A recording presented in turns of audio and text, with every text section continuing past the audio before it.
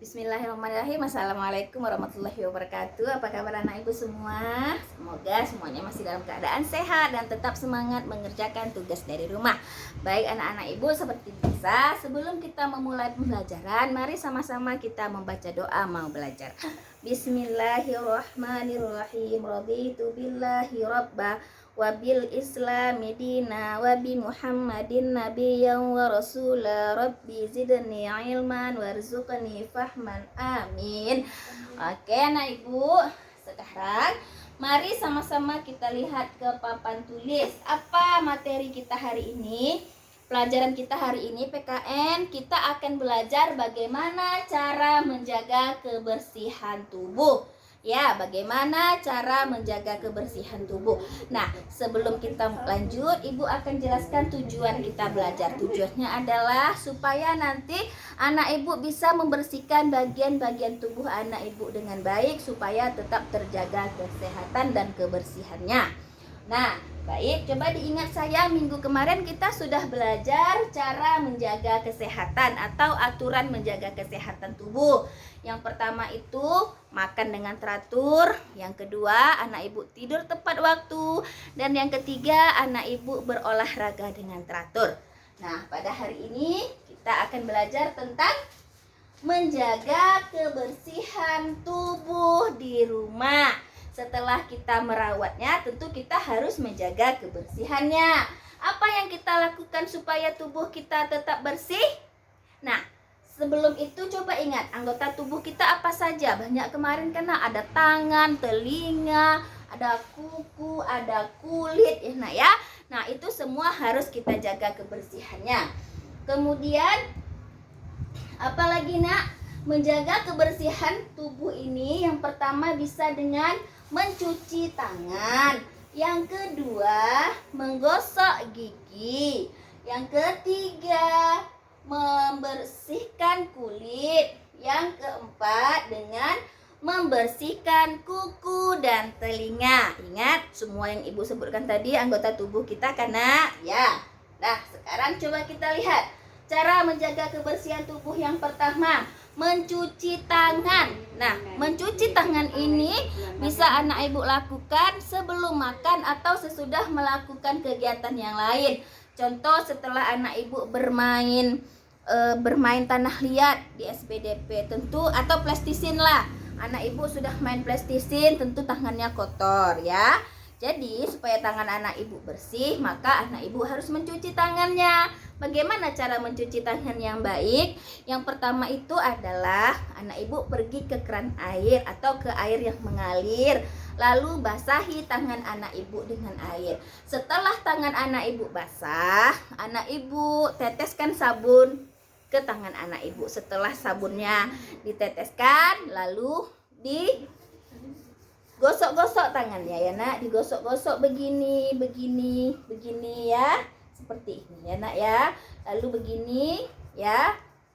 Nah, setelah selesai bilas kembali tangan anak ibu dengan air yang bersih ya nak, bilas sampai semua busa sabunnya tidak ada. Setelah itu, setelah bersih maka keringkan tangan anak ibu dengan handuk ya nak ya. Nah, apa tujuan mencuci tangan ini? Supaya anak ibu terhindar dari kuman yang ada pada benda-benda yang anak ibu pegang di sekitar anak ibu berada. Oke, nak? Kemudian, apalagi yang perlu kita lakukan untuk merawat kesehatan? Yang selanjutnya adalah kita harus menjaga kebersihan gigi. Nah, ingat Gigi paling tidak dibersihkan atau digosok minimal 2 kali dalam 1 hari. Kapan itu? Bangun pagi dan sebelum tidur. Ya, nah, kenapa gigi harus disikat? Supaya semua kotoran yang ada setelah anak ibu makan itu atau sisa-sisa makanan yang menempel tidak ada lagi dan tidak merusak gigi anak ibu atau membuat gigi anak ibu berlubang. Oke, kita menyikat gigi minimal 2 kali dalam 1 hari, bangun pagi dan sebelum tidur malam. Nah, tentu gosok gigi pakai apa? Pakai odol. Nah, kemudian cara menjaga kesehatan berikutnya adalah kulit. Ingat kulit adalah alat peraba karena supaya kulit ini tetap sehat, maka kita perlu menjaganya. Dengan apa kita menjaga kesehatan kulit? Dengan mandi. Mandi juga bisa dilakukan minimal 2 kali dalam 1 hari, pagi dan sore ya nak. Kenapa kita harus mandi? Yang pertama supaya kesehatan kulit kita tetap terjaga, tidak ada kuman yang menyebabkan gatal-gatal, dan supaya anak ibu tetap segar ketika akan memulai aktivitas. Oke sayang, mandi kita menggunakan apa? Kita mandi menggunakan sabun mandi ya nak ya. Kemudian mengganti pakaian. Setelah anak ibu mandi, pakaian yang anak ibu kenakan sebelum mandi juga harus diganti.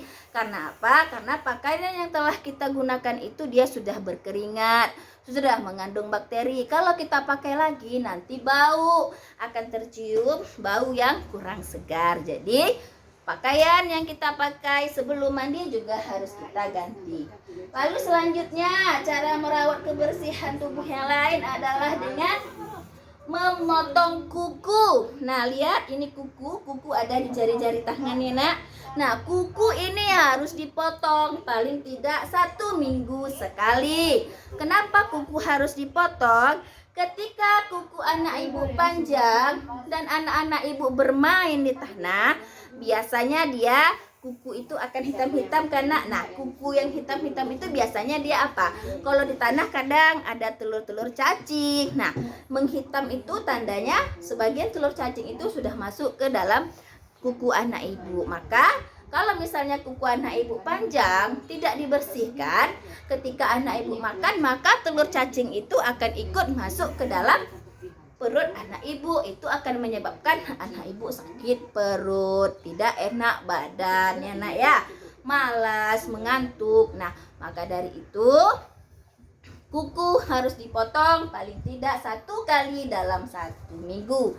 Kemudian telinga. Nah telinga juga harus dibersihkan nak. Nah membersihkan telinga itu anak ibu bisa menggunakan lap yang agak lembab ya. Bersihkan sekitar daun telinga ya nak ya, bersihkan sekitar daun telinga bagian luar ya. Anak ibu bisa menggunakan lap basah atau tisu basah, atau anak ibu bisa menggunakan cotton bud ya nak ya. Nah dibersihkan telinganya bagian luar sini ya nak ya, supaya tidak ada kotoran yang menempel di telinga anak ibu. Oke sayang.